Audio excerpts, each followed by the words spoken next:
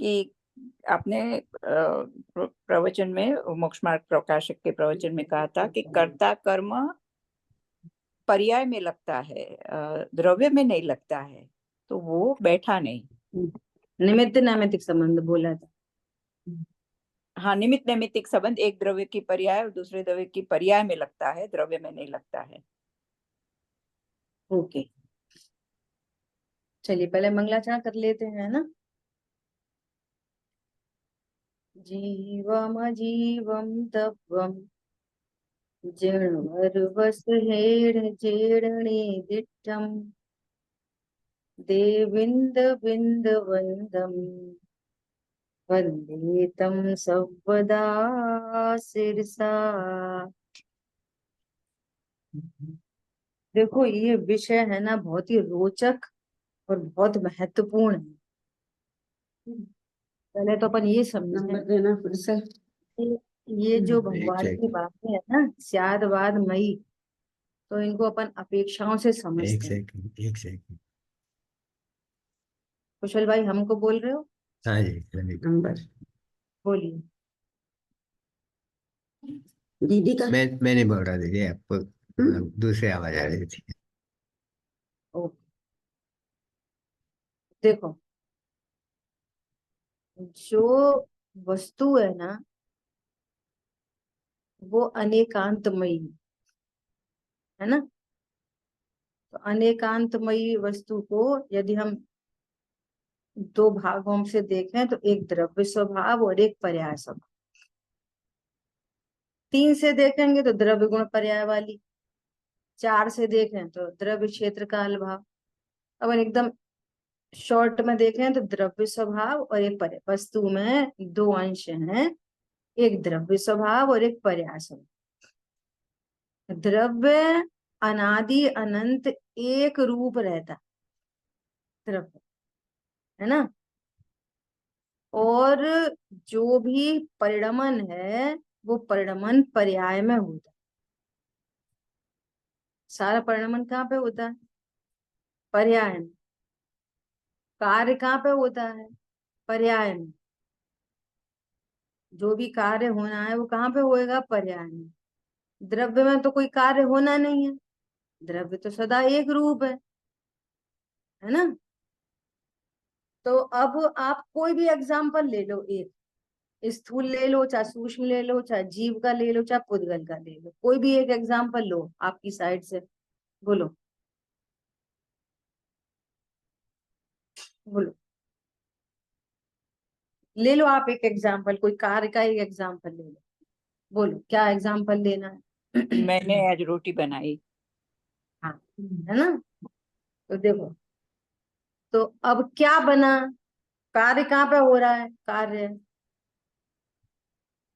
कार्य कहाँ पे हो रहा है? रोटी बनने में। कार्य क्या हो रहा है? कार्य को देखना पड़ेगा, क्या कार्य किया, क्या कार्य हुआ। तो कह रहे हैं रोटी बनी, है ना, रोटी बनी। तो गेहूं से रोटी बनना, तो रोटी का त्रिकाल उपादान कौन है? गेहूं। त्रिकाल उपादान कौन है? गेहूं, है ना। तो कार्य कहाँ पे हो रहा है? गेहूं में नहीं, रोटी परिणमित हुई है ना। परिणमन कहाँ पे हो रहा है? रोटी। गेहूं में रोटी रूप परिणमन हो रहा है। तो वो रोटी तो हो गई उपादान, है ना। तो वो रोटी क्या है? पर्याय। रोटी क्या है? पर्याय। किसकी पर्याय है रोटी? कि गेहूं की। गेहूं, गेहूं की, है ना। अब इस रोटी के बनने में निमित्त कौन होगा? तो वो भी पर्याय होगी। जीव द्रव्य, जीव द्रव्य निमित्त नहीं। जीव द्रव्य भी कैसा है? अनादि अनंत एक रूप रहने वाला। जीव द्रव्य भी कैसा है? अनादि अनंत एक रूप। यदि हम द्रव्य को निमित्त माने तो क्या समस्या आएगी? कि द्रव्य तो सदा है, तो रोटी सदा बननी चाहिए। तो रोटी सदा तो बनती नहीं है, पर्याय रूप रोटी हो कब जाना पड़ेगा। बनती है? कब बनती है रोटी? कि जब जीव की पर्याय में भाव उत्पन्न होता है, और वो भाव कभी कभी होता है।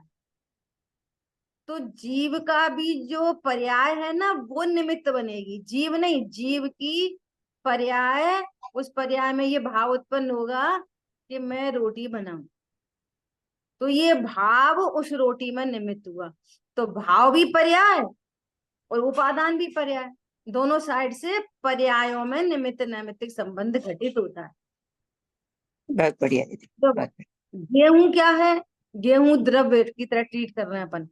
गेहूं द्रव्य तो बनना नहीं है, उसको तो बनाना नहीं है। बननी क्या है? रोटी। तो वो रोटी क्या हो गई? गेहूं की पर्याय। तो उस काम कहाँ पे हो रहा है? गेहूं में कार्य हो रहा है? नहीं, पर्याय में कार्य हो रहा है। तो पर्याय तो है उपादान, और उसमें निमित्त कौन होगा?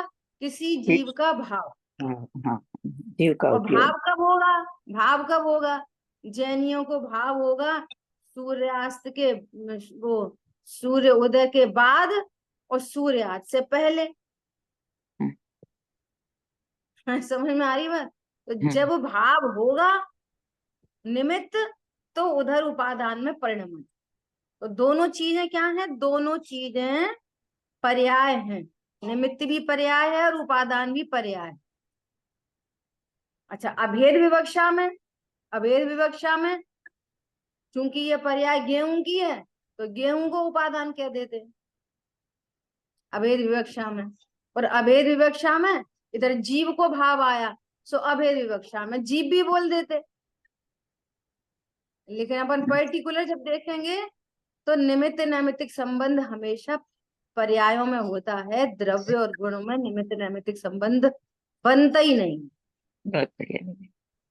ठीक है, ऐसा। हाँ जी, और अगर मानेंगे तो दोष आएंगे, हाँ हाँ नित्य कर्तृत्व का प्रसंग आएगा, दोष आ जाएंगे। हर हाँ, समय समझ में रोटी आया। बनेगी फिर तो, हर समय हाँ रोटी बनेगी। वहां पे हाँ कर्ता कर्म अधिकार में समय सारजी में कुम्हार और घड़े का दृष्टांत दिया है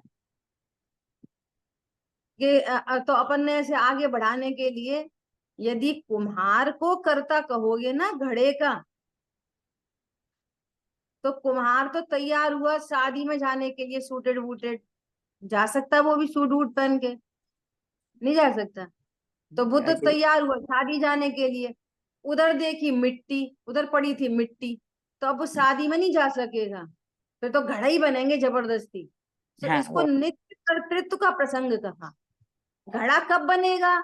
जब कुम्हार को भाव होगा, तो भाव बनेगा निमित्त, और घड़ा बनना होगा उपादान। ऐसा। हाँ जी दीदी। ठीक है, हम्म, चलिए।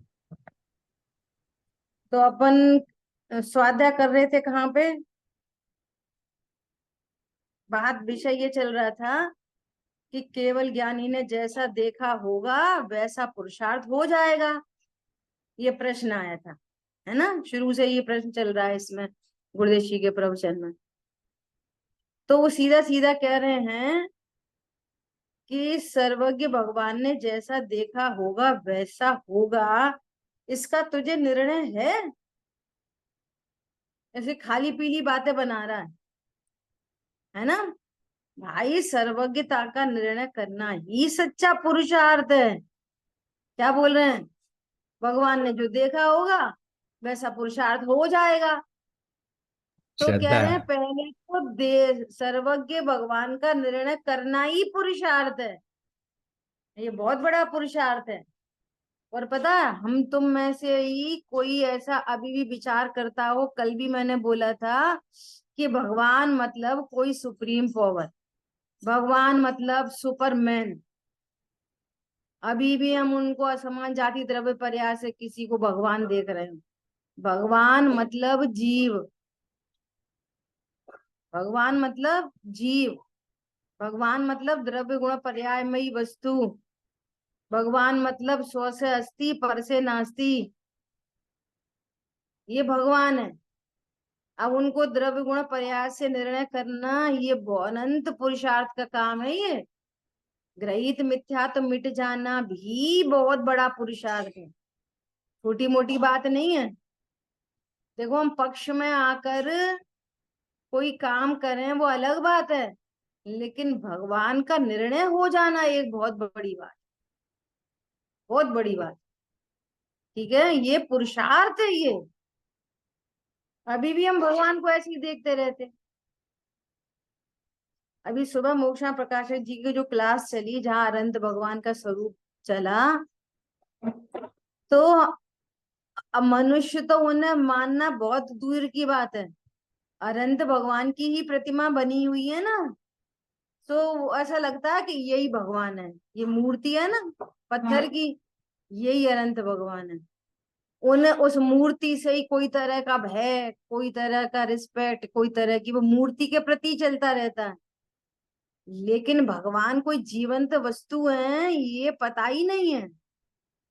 और मुनिराज को मुनिराज दिखते हैं, तो मुनिराज को तो मुनि समझ लेते हैं, नग्न दिगंबर साधु। अरे वे मुनि ही तो भगवान है, भगवान बनते हैं। संतुलन का अभाव हो तो वे ही मनुष्य गति में जो आत्मा विराजमान है, वे अनंत भगवान भी मनुष्य गति के ही जीव हैं। अभी मनुष्य देह में विराजमान है अनंत भगवान, तो अनंत भगवान मनुष्य शरीर नहीं है, अनंत भगवान पूर्ण शुद्ध पर्याय से परिणमित आत्मा है। अब ये कितनी बड़ी बात है अनंत भगवान के स्वरूप को भी समझना। आज हम शांतनु से बात कर रहे थे, तो जैसे बच्चों को सिखाते ना पाठशाला, तो कितना प्रसन्न होते कि भगवान, बच्चों को 24 भगवान के नाम याद है और 24 भगवान के चिन्ह याद है। क्या? आदिनाथ का बैल, अजितनाथ का हाथी, पाशनाथ का शेर, वो सांप, महावीर का शेर। इतनी पक्की पढ़ाई हो जाती है कि वे भगवान का ही चिन्ह समझते रहते आजीवन। वहीं पे क्लियर नहीं किया, बाल पोथी में ही ये क्लियर नहीं किया कि ये भगवान के चिन्ह नहीं है भैया, ये तो भगवान की प्रतिमा को पहचानने के चिन्ह।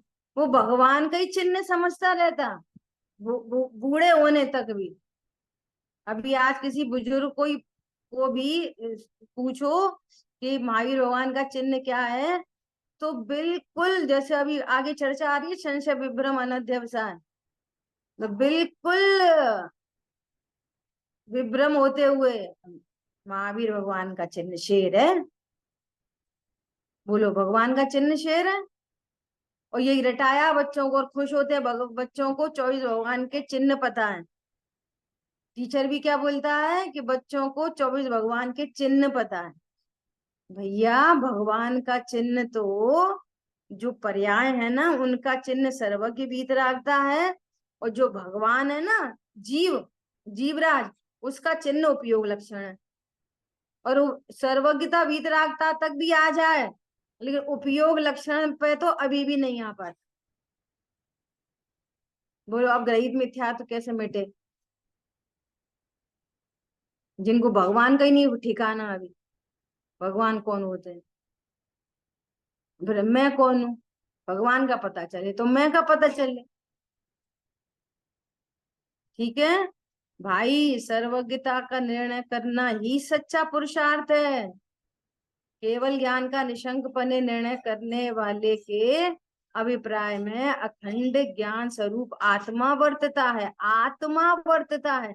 जिसने अनंत सिद्ध भगवान का निर्णय किया, उसके ज्ञान में आत्मा वर्तता है, जीव वर्तता है। जीव जीव पने देखता है, वस्तु वस्तु पने, द्रव्य पने द्रव्य।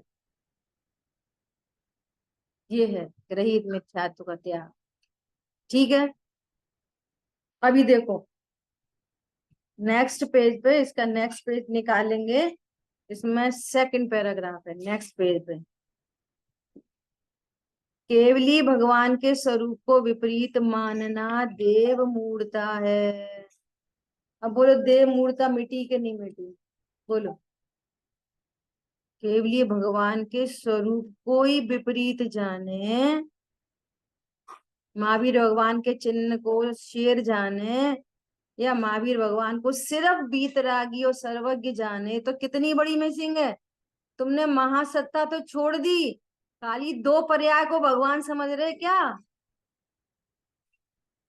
हमारे भगवान कौन होते हैं? सर्वज्ञ वीतरागी। सर्वज्ञ ज्ञान गुण की पर्याय है एक, वीतरागता चारित्र गुण की पर्याय है एक। तो ये दो पर्याय हैं क्या भगवान? महासत्ता तो पूरी ओझल है, महासत्ता तो पता ही नहीं। ये देव मूर्ता चल रही है, ये खबर है कि ये देव मूर्ता है। हम तो मंदिर जाते हैं रोज, हमें क्या कोई देव मूर्ता। तो भैया मंदिर जाने से देव मूर्ता नहीं मिटती, स्वरूप समझने से देव मूर्ता मिटती है। वीतरागी भावलिंगी संतों के अलावा अन्य भेषधारी को गुरु मानना गुरु मूर्ता है, गुरु मूर्ता। देखो, चाहे वो सुनाने वाला हो, पढ़ाने वाला हो, चाहे पढ़ने वाला हो, है ना, रिस्पेक्ट होती है वो अलग बात है ना। वात्सल्य होता है, रिस्पेक्ट होती है, विनय होती है, वो अलग बात है। लेकिन गुरु संज्ञा कभी नहीं देना किसी को। ऐसा अपन इन्फ्लुएंस में आके बोल देते ना, अरे आप तो हमारे गुरु हो। नहीं, गुरु तो वे होते हैं वीतरागी संत। कभी नहीं आप है ना कोई दूसरा उच्चारण कर सकते हो, कोई और संबोधन दे दो, लेकिन गुरु संज्ञा नहीं दी जा सकती।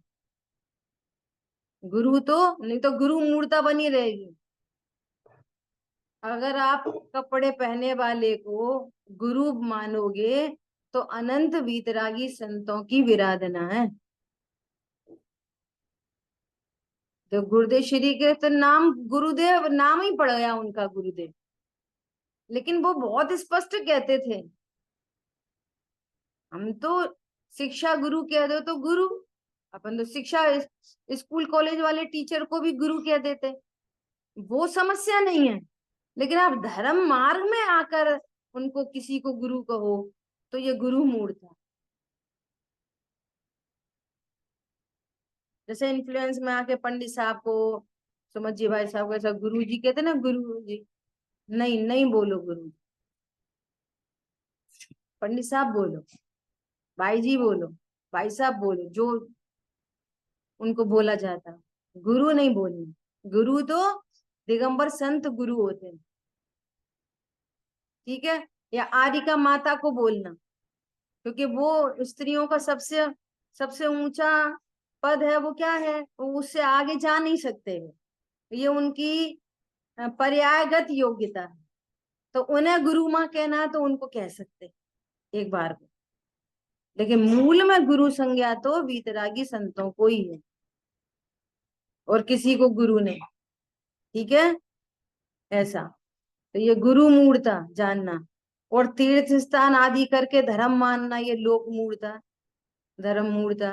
तो सम्यक दृष्टि जीवों को ऐसी मूर्ताएं नहीं होती। 25 दोष नहीं होते ना, किसी को याद है 25 दोष? बोलो, अपन मूल ग्रंथ से तो स्वाध्याय कर चुके हैं। 25 दोष गिनो कौन कौन से हैं। सब मिलजुला के बोल दो। निशंकित, जी 8 आदि, मद, 8 3 मूर्ता, 8 6 अनायतन, 3 मूर्ता और 6 8 अनायतन। जी 8 जो सम्यक दर्शन के जो विपरीत वो है, विपरीत। वो 8। कितने हो गए?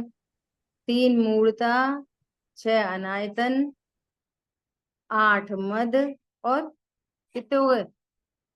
और 8 8 सम्यक दर्शन संकारी। के दोष। हाँ, हाँ, 25 हो गए। हो गए 25, ठीक है ना। तो कह रहे हैं यहाँ पर कि अब देखो क्या कह रहे हैं, जो सर्वज्ञ वीतरागी नहीं है ऐसे कुदेव को कुदेव को देव मानना, वो देव मूर्ता है। सुदेव आदि की श्रद्धा व्यवहार से शुद्धता है, निश्चय से तो निरंजन निर्दोष शुद्ध चैतन्य मूर्ति स्वयं आत्मा ही देव है। अगली बात समझ में, मिडिल पैराग्राफ में कह रहे हैं कि निश्चय लीनता स्वसन्मुख हुए बिना मात्र व्यवहार मूर्ता का त्याग भी कोई कार्यकारी नहीं है। ये गुरुदेव श्री की देन ये है। क्या हम तो देव, कोई हमारे अंदर तो कोई देव मूर्ता नहीं है, हमारे अंदर तो गुरु मूर्ता नहीं है, हमारे अंदर तो लोग मूर्ता नहीं है। तो इतनी मूर्ता नहीं होने से, इतने से भी कोई काम नहीं बनता। मूल में निज देव को जाना चाहे, क्या बोला, तो देव मूर्ता मिटे, तो वो कार्यकारी है।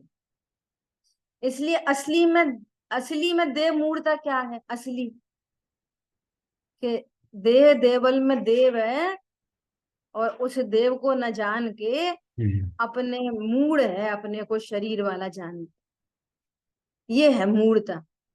तो ये मूर्ता मिटे तो वो मूर्ता कार्यकारी कहलाए। हरी बात समझ में। देखो, जिसको निज भगवान आत्मा का निर्णय अनुभव हुआ है, तो उसको बाहर वाली देव मूर्ता व्यवहार मूर्ता होगी नहीं। लेकिन जिसको अकेली व्यवहार मूर्ता नहीं है, तो वो उतनी कार्यकारी नहीं है जब तक अंदर तक नहीं आए तक। ठीक है, ऐसा मैं छोड़ छोड़ के देख रही हूँ। मैंने आज ऐसा सोचा है, आज जितनी अपनी स्वाध्याय होती है ना, 25 200 तक और 8 यहाँ तक, तो उतनी आज अपन करते हैं। कल से अपन गाथा नंबर 42 लेंगे। और देखो, ये अपनी टीका में ऑलरेडी बहुत डिटेल में एक एक कहानी अपन ने वर्तमान योग से ले लेके सारी अपन ने चर्चा कर ही ली है, और वो ही फिर वापस रिपीटिशन है ना। तो मुझे ऐसा भाव आया कि आज जितना पाठ होता है उतना ठीक है। कल से अपन गाथा नंबर 42 का स्वाध्याय करेंगे, और अपने से ईमानदार होते हुए आप जितना इसमें रेस्ट ऑफ बचा है गुरुदेव श्री का प्रवचन, आप खुद एक दिन में 2 दिन में इसको पूरा करेंगे। 2 दिन में पूरा कर लेंगे, तीसरा दिन नहीं लगाएंगे। आप खुद से स्वाध्याय करना जितना बच रहा है पोर्शन, ठीक है। ऐसा मैं भी करूंगी, रेस्ट ऑफ जो बचा है मैं भी करूंगी उसका स्वाध्याय, आप भी करो। और कल से अपन पढ़ेंगे गाथा नंबर 42। देखो क्या कह रहे हैं अब, लास्ट पैराग्राफ। अब 8 मदों का कथन करते हैं। ज्ञानी के ज्ञान मद अर्थात कला, हुनर, चित्रकला, वकीलात, डॉक्टरी, मशीनरी कला इत्यादि में मद नहीं होता, इनमें मद नहीं होता।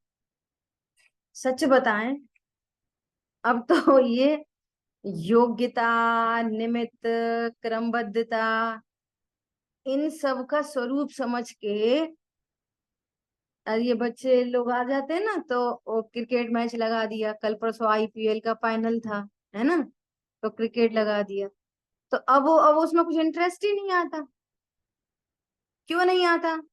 वो देखना, अरे यार उसने क्या छोड़ दिया, अरे वो पड़ा चौका। तो अब क्या, अब कोई इंटेलिजेंस ही नहीं लगती इसमें।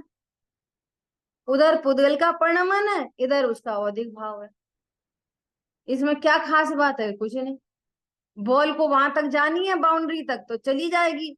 उछल के जानी है तो उछल जाएगी। इंटेलिजेंसी क्या काम आ रही है?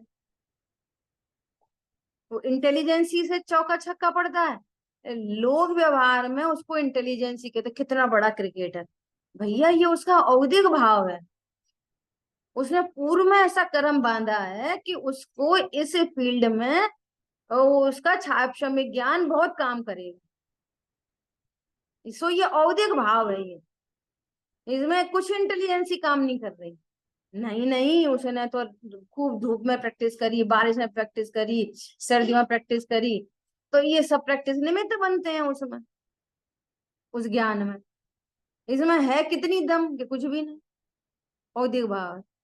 देखो, और यदि उसका कर्तृत्व हो, चौका छक्का पड़ना या बॉलर का कैच कर लेना, यदि उसका कर्तृत्व हो, तो हर बॉल पे चौका नहीं पड़ना चाहिए यदि कर्तृत्व हो तो। फिर इस बॉल पे चौका पड़ा, उस बॉल पे 1 ही रन बना। अब जीत के लिए 6 रन चाहिए थे तो एक भी चौका नहीं पड़ पाया। उसको हराने के लिए 1 विकेट चाहिए था, अभी तक 8 विकेट उस एक नहीं लिए, आखिरी को तो वो आउट नहीं कर पाया। समझ में आ रही है? क्रमबद्ध है, औदिक भाव है, कोई पुरुषार्थ नहीं है, ये क्रम में फिक्स है सब। अपन कहते हैं कि इन्होंने मैच फिक्सिंग कर ली। मैच फिक्सिंग तो पैसे को ले दे के कर ली से कहा जाता है, सारे ही मैच फिक्स हैं। जितने मैच होंगे अभी, जिन जो देखे नहीं गए, शुरुआत नहीं हुई जिनकी, अगली साल होंगे, उसके 2 साल बाद होंगे, सारे मैच तो फिक्स है पहले से ही। बोलो कौन सी इंटेलिजेंस ही? कुछ नहीं। ऐसे ही आज शांतनु कुछ केस सुना रहे थे कि वहां पे पुणे में एक ऐसा एक्सीडेंट हो गया, वो हो गया, फिर पुलिस ने वो करा, फिर ये झूठे गवाह, झूठे वो पैसे वाला थे। तो अब ये तो बहुत उससे सुनाते हैं इंटरेस्ट से, अपन को लगता है कुछ नहीं, बेचारे कर्म के उदय के मारे हैं। कर्म के उदयों में जैसा बेचारे इधर से उधर, उधर से उधर झंझट पड़ रहे हैं, और क्या है। यही सच्ची बात यही है ना। जैसे कभी अहंकार होता है ना, अरे उनने अपने परिवार में बच्चों को कितना अच्छा समझा के रखा, 3 बहू हैं, तीनों बहुआ इतनी आज्ञा में रहती है, वो चौथी बहू वो क्यों नहीं रहती आज्ञा में? कि वो बहुत तेज है। अरे वो तेज है कि तुमने उनको नहीं रखा, वे जो आज्ञा में रह रही है ना, वे तुम्हारे रखने से नहीं रह रही। पॉइंट पकड़ में आया? चौथी आज्ञा में क्यों नहीं रह रही? यदि तुम आज्ञा में रखना तुम्हारा हुनर है तुम्हारे पास तो, कि नहीं वो बहुत तेज है इसलिए नहीं रहती। अपने कर्तृत्व पर प्रहार नहीं डालेंगे। यदि मैं कर्ता होकर किसी को संभाल लेता हूँ, परिवार को संभाल के चल रहा हूँ कर्ता होकर, तो फिर इसका कर्तृत्व क्यों नहीं है, इसको भी संभाल लूं। तो अपने कर्तृत्व पे चोट नहीं लगाएगा। ओहो, उन बच्चों की योग्यता है जो आज्ञा में रहते हैं, मेरा कुछ कर्तृत्व नहीं है, ऐसे अपने अकर्ता पन्ने को सिद्ध ही करेंगे, सामने वाले में राग द्वेष करेंगे और अपनी होशियारी रखेंगे, मैं बहुत होशियार हूं। पॉइंट समझ में आया? ये तो क्या कह रहे हैं, इन इन ये जो सब है ना, कला हुनर आदि आदि आदि, ये सब इनमें ज्ञानी को कोई मद नहीं होता। क्यों नहीं होता? औधिक भाव है ना। ज्ञान मद अर्थात वक्तापना होने पर, शास्त्र ज्ञान होने पर भी ज्ञानी को ज्ञान मद नहीं होता। बोलो, ये जरा से अल्प ज्ञान में ये समझता मैं तो ज्ञानी हो गया, बहुत बड़ा ज्ञानी। और वे गणधर परमात्मा द्वादशांग के पाठी है ना, और वे सर्वज्ञ भगवान के समक्षण में ऐसे खड़े रहते हैं हाथ जोड़ के, द्वादशांग के पाठी। और यहाँ तो कुछ भी नहीं, उसका अनंतवा भाग समझ लो। तो ये कहे मैं ज्ञानी हूँ। कौन समझ में आया? और फिर भी गणधर परमात्मा क्या कहते हैं कि अरे आपकी भक्ति तो मुझ अल्प ज्ञानी को वाचाल करती है। बोलो, मैं अल्प ज्ञानी, वो द्वादशांग के पाठी का छायोपम में ज्ञान कितना बड़ा ज्ञान है, और केवल ज्ञान कितना बड़ा ज्ञान है, केवल ज्ञान है समुद्र के बराबर, और द्वादशांग का पाठी है समुद्र की बूंद बराबर। इतना बड़ा अंतर है 12वें गुण स्थान के ज्ञान में और 13वें गुण स्थान के ज्ञान में, इतना बड़ा अंतर है। 12वें गुण स्थान तक छायोपम में ज्ञान है, वो कितना बड़ा है, बिंदु जितना। वो केवल ज्ञान कितना है, सिंधु जितना। अब उस गणधर परमात्मा के बिंदु जैसे ज्ञान के आगे तुम्हारा ज्ञान क्या है, एक लोटा पानी। बोलो, किसका मद? किसका मद? एक परमाणु के बराबर पानी। हाँ, क्योंकि ज्ञानी जानता है यह ज्ञान तो केवल ज्ञान के अनंतवे भाग है ना। इसमें मद क्या करना? ऐश्वर्य मद अर्थात प्रभुत्व, अधिकार का मद। कौन सा अधिकार चलता है? किसका अधिकार चल रहा है इस दुनिया में? किसका अधिकार चल रहा है? अरे भगवान का भी अधिकार नहीं चल रहा। भगवान से कोई गाइडेड नहीं है, भगवान से कोई फोर्सफुली नहीं है, भगवान से कोई। भगवान तो ज्ञाता है वस्तु स्वरूप के, बस। वो तो हम अपनी भक्ति वश उनका प्रभुत्व मानते हैं। क्या कहा? हम उनकी भक्ति वश उनका प्रभुत्व मानते हैं। और क्यों मानते हैं? क्यों मानते हैं? बोलो, कोई अच्छा सा आंसर दे दो। उनसे मार्ग क्यों मिला मानते है हैं? मुझे। क्योंकि मार्ग। उन्होंने ये कहा है, मेरी प्रभुता मत मानो, तू अपनी प्रभुता मान। इसलिए उनकी प्रभुता आती। क्या बोला? वो मना कर रहे हैं हमको प्रभु मत मानो, बहुत से बहुत स्वर्ग चले जाओगे, फिर वहां से लौट के आके स्थावर में जाना पड़ेगा। हमारी प्रभुता को नहीं मानो, तुम अपनी खुद की प्रभुता को मानो, ऐसा जिन शासन। देखो, दूसरी जगह में जो भगवान जिनको कहा जाता है ना, ये तो पारस मणि भी नहीं है कि उस पारस मणि को कोई लोहा छुए तो कम से कम सोना तो हो जाए। क्या बोला? वो लोहे को सोना भी नहीं बनाते। वे तो ये कहते हैं कि तुम लोहा ही बने रहो और हमारे हाथ जोड़े रहो, हम तुम्हें वरदान देंगे। और हमारे भगवान कैसे हैं कि उनको वो ऐसी पारस मणि है कि उनको छुओ तो हमें सोना बना दे। नहीं, वे तो पारस मणि ही बनाते हैं, सोना नहीं बनाते हमारे भगवान। क्या कहा? दूसरे भगवान तो सोना भी नहीं बनाते, वे तो लोहा ही बना के छोड़ते हैं। तो हमें भगवान बनाते हैं। हम, तुम भक्त और हम भगवान। और हमारे भगवान उनको स्पर्श करते हैं तो सोना नहीं बनाते, वो कहते तुम भी पारस मणि बन जाओ। तो जो पर्याय तुम्हें छुएगी वो पर्याय सोने की हो जाएगी, रत्न तरह। और मैं त्रिकाली ध्रुव पारस मणि, जो पर्याय इस पारस मणि का स्पर्श करता है वो पर्याय क्या हो जाती हैं? रत्नमयी। ये रत्नत्र है। किसका ऐश्वर्य, किसका प्रभुत्व, किसका अधिकार? यहाँ पे एक द्रव्य का अधिकार दूसरे द्रव्य में चलता ही नहीं, चलता नहीं, किसी भी तरह से नहीं चलता। सबसे नजदीकी जो शरीर है ना, एक क्षेत्रावगाही, उस पे अपना अधिकार नहीं चलता, तो दूसरों पे क्या बात करो। ठीक है। इसी प्रकार तप मद, बल मद, कुल मद, जाति मद, रूप मद इत्यादि 8 प्रकार के मद ज्ञानी को नहीं होते। ज्ञानी को तो सदैव समतावंत, मान रहित स्वभाव की महिमा होती है। देखो, तप मद क्यों नहीं होता, बल मद क्यों नहीं होता? बाहर में बल मद, शरीर शरीर के उसको कहेंगे बल मद, शरीर से ही करेंगे तप मद, कुल मद, जाति मद। अरे मैं जन्मा ही नहीं तो मेरा कौन सा कुल, कौन सा माता का कुल, पिता की जाति, कौन सा, सॉरी, पिता का कुल और माता की जाति। जब मेरे माता पिता ही नहीं होते, है ना, तो कैसा मद? ऐसा। देखो नेक्स्ट पैराग्राफ में कह रहे हैं, नेक्स्ट टू नेक्स्ट में, मान कषाय से उत्पन्न मद मात्सर्य इत्यादि सर्व प्रकार के विकल्पों के त्याग पूर्वक एवं देहादि में अहंकार ममकार रहित शुद्ध आत्मा एकाग्रता होने पर वीतराग सम्यक दृष्टि के 8 मदों का त्याग होता है।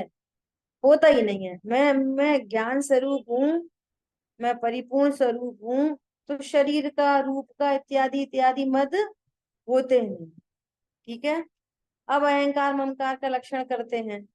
कर्म जनित देह, पुत्र, स्त्री आदि में यह मेरे हैं, इस प्रकार की बुद्धि व ममकार है। और उसमें ही अभेद रूप से मैं गोरा हूँ, मोटा हूँ, शरीर हूँ, राजा हूँ, ऐसी बुद्धि अहंकार का लक्षण है। ये अहंकार ममता। ठीक है, देखो अभी नेक्स्ट पेज पे देखो, एक पैराग्राफ है अच्छा सा नेक्स्ट पेज पे, 4th पैराग्राफ है ना। जिसके, बस यही, जिसके निश्चय वीतराग दृष्टि रूप शुद्धता हुई है, उसके शंकादि 8 दोषों का त्याग एवं निशंकादि 8 गुणों का पालन होता है। रागादि दोष तथा अज्ञान असत्य वचन का कारण है। यह दोनों रागादि और अज्ञान वीतराग सर्वदेव में नहीं होते हैं। इसलिए श्री जिनेन्द्र परमात्मा द्वारा कथित हे उपादेय तत्वों में, मोक्ष तथा मोक्ष मार्ग में भव्य जीवों को संदेह करना योग्य नहीं है। ज्ञायक स्वभाव के आश्रित हुए बिना मात्र व्यवहार निशंकता कार्यकारी नहीं होती। देखो व्यवहार निशंकता क्यों है कि तुम उतनी छटनी हो जाए। व्यवहार निशंकता में क्या हो गई, पूरी छटनी हो गई, है ना। अब वहां से स्वरूप समझ के अपने स्वरूप की निशंकता हुई तो निश्चय प्रकट हुआ, तो वो व्यवहार कार्यकारी हो गए। और अकेला व्यवहार ही हो और परमार्थ तक नहीं पहुंचे तो व्यवहार से क्या क्या काम सिद्ध होगा, पुण्य बढ़ जाएगा बस, और क्या हो, है ना। ऐसे अभी देखो क्या कह रहे हैं, अब ये सारे फिर वही कहानियां शुरू हो गई हैं। यहाँ प्रथम शंका दोष का त्याग करने के लिए अंजन चोर का उदाहरण दिया है। निशंकता के लिए विभीषण की बात भी आती है कि जब रावण तथा राम लक्ष्मण के युद्ध का प्रसंग आया तब विभीषण को निशंक प्रतीति थी क्या कि भगवान ने बताया है, क्या बताया है, नारायण और प्रतिनारायण की लड़ाई होती है और उनमें वो प्रतिनारायण मारा जाता है ना। भगवान के वचनों पे इतनी निशंकता थी तो कौन किसका भाई, कौन किसका युद्ध, कौन किसकी सेना, वो अपने भाई को छोड़कर और इनकी सेना में आ गए। किसके बल पर, किसके, भगवान के वचनों में निशंकता। बोलो, सब में निशंकता रखना। भगवान के वचन 4 अनुयोगमयी हैं तो चारों अनुयोगों में निशंकता। किसने देखे आलू में जीव, रात में खाना क्यों नहीं खाना चाहिए, अनछने पानी में कौन से जीव, ऐसी शंका नहीं करनी चाहिए जिन वचनों में। किसने देखा कि पाप के भाव से पाप बंधेगा, किसने देखा पुण्य भाव से पुण्य बंधेगा। अरे बात ख्याल में ऐसा। तो यहाँ पर कह रहे हैं तब विभीषण को निशंक प्रतीति थी कि रामचंद्र जी 8वें बलदेव हैं, लक्ष्मण जी 8वें नारायण है और रावण प्रतिनारायण है। अतः रावण प्रतिनारायण होने के कारण नारायण लक्ष्मण द्वारा ही मरण को प्राप्त होगा, ऐसा सर्वज्ञ का वचन है और यह मिथ्या नहीं हो सकता। विभीषण को ऐसी शंका नहीं हुई कि रावण के पास बहुत सेना है इसलिए राम लक्ष्मण हार जाएंगे। देखो कर्म के उदय में बहुत सेना कुछ नहीं करती। क्या बोला, कुछ नहीं करती। वे 5 पांडव, बस 5, उनकी थोड़ी सी सेना, और उधर वे 100 और उनकी इतनी बड़ी सेना। बोलो, और पूछा गया कि कृष्ण किसकी किसकी पार्टी में है? एक तरफ कृष्ण ले लो या तो तुम हमें अकेले हमको ले लो या हमारी सेना ले लो। तो कौरवों को क्या अक्ल में आई, अकेला कृष्ण क्या करेगा, अपन तो सेना ले ले रहे, इतने सारे लोग, उनने सेना ले ली और इन्होंने कृष्ण ली। पॉइंट समझ में आया, किसी गजब की बात है। बोलो, एक तरफ माता पिता और दूसरी तरफ धन, क्या ले लोगे, माता पिता की धन, तुम ले लो धन। जैसे जीव को, मुझे ऐसे बहुत विकल्प आते हैं, जैसे छोटी छोटी चीजें घटनाएं घटित होती हैं, हर में वो आगम की हर बात ख्याल आ जाती है। इस जीव को गणित भी नहीं पता, ये पारलौकिक गणित कैसा है? पता है कैसा गणित है? धन है, धन। जो धन कैसे भी जो आपको प्राप्त हुआ है ना, नियम से पूर्व के पुण्य के उदय से प्राप्त है। अब उस धन राशि को यदि विषय भोगों में लगाया जाए तो वो धन डेड होता है। धन डेड हो गया, ऊपर से पाप बन गया, निगेटिव में चले गए। और जिसको अपन कहते हैं ना बैंक की एफडी, है ना, कि हमने वो खोल रखा है एसआईपी और ये और वो, है ना, तो तुमने एफडी में पैसे लगाए कितने, 5 लाख, और वो 7 साल में 8 साल में होंगे कितने लाख, 10 लाख, मान के चलो एग्जाम, है ना।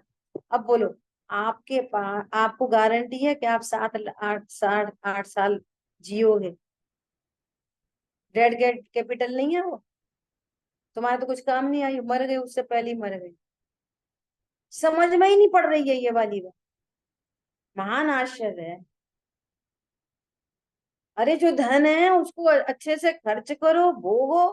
और सुनो, ये दान की एफडी तो पता ही नहीं है। देखो, चलो आप जिंदा भी रहे और 10 लाख रुपए आपको मिल गए, 5 के 10 हो गए, तो फिर 10 को आगे फॉरवर्ड ले जा सकोगे? कफन में जेबें नहीं हुआ करती, है ना। और ये दान वाली एफडी कैसी है, पर भव में जाके मिलती है। नहीं आई समझ में? अभी आपने यहाँ पे 2 लाख का दान दिया, तो पर भव में कितना मिलेगा? 10 लाख नहीं मिलता, अनंत गुना मिलता है उसका। और अभी जो पाप हो रहे हैं वो भी 10 20 गुना नहीं मिलता, वो भी अनंत गुना मिलता है, दोनों। क्या ही समझ में? और पैसे वो या तो विषय भोगों में खर्च करे, और नहीं तो उसको डेड कैपिटल छोड़ के मर जाएंगे, लेकिन दया दान नहीं कर सकते। बोलो, ये पारलौकिक गणित नहीं पता। और जो तुम्हारी डेड कैपिटल है ना, जो तुम्हें पक्का निर्णय है कि हम ये पूरा इस्तेमाल नहीं कर पाएंगे, उसको तुरंत दान कर दो, जो पर भव में मिल जाएगी। समझ में आई बात? अगले भव में मिल जाएगी, इस भव क्या वाली, ये वाली क्या बोला? कैपिटल उस भव में नहीं जाएगी। बोलो, कोई ऐसा ऐसा कोई देखा है जो जिसने जितना धन कमाया हो वो पूरा खर्च करके मरे? कोई देखा है आज तक? कोई नहीं देखा। सब छोड़ के ही मरते हैं। तो जो छोड़े होगे ना, उसको दान कर दो। थोड़ा ही छोड़ के मरते हैं। हाँ, चलो घर दुकान मकान जो चीज है ऐसी वाली, वो तो चलो बच्चे हैं, उनके बच्चे वे रहेंगे आके, चलो छोड़ो। लेकिन जो कैश अमाउंट, ज्वेलरी अमाउंट है ना, उसको क्या करो, दान कर दो। काय के लिए? अगले भव में मिल जाएगा तुम्हें, उससे कईयों गुना मिलेगा। अब लोभी जीव को ये गणित समझ में ही नहीं आएगा। ये पारलौकिक गणित है ना, जो अलौकिक गणित, ये लोभी के ज्ञान में ही नहीं बैठेगी ये वाली बात। बैठ जाएगा तो दान नहीं दे देगा। गुरुदेव श्री बोलते चले गए, दया दान धर्म नति, धर्म नति, तो लोग घबराने लग गए कि साहब ऐसा मत बोलो, हमको तो मंदिर बनाना है, अभी सोनगढ़ का प्रतिमा जी आ गई है, मंदिर बनवाना है, आप मना ही करते रहोगे धर्म नति, तो कोई दान नहीं करेगा। बोलो, वो कितना सुंदर मंदिर बन गया। और पैसे की कमी नहीं होती ऐसी जगहों पर। आधी बात ख्याल में, ये है अलौकिक गणित है ये। तो आगे भी है ना, वो सीता जी का पूरा, है ना, वासुदेव, वो सब कृष्ण जी का ये पूरा सारा निशंकदारी जो अपन ने अभी पढ़ी थी ना कहानियां, उन्हीं उन्हीं को गुरुदेव श्री ने कुछ हाईलाइट करके यहाँ पर पूरा कहा है। तो अपन ने बहुत डिटेल में ये स्वाध्याय कर ली है, इसलिए इनको आप सब लोग खुद से स्वाध्याय करना जरूर। और जो नहीं करेगा उसको पाप पड़ेगा। क्या बोला?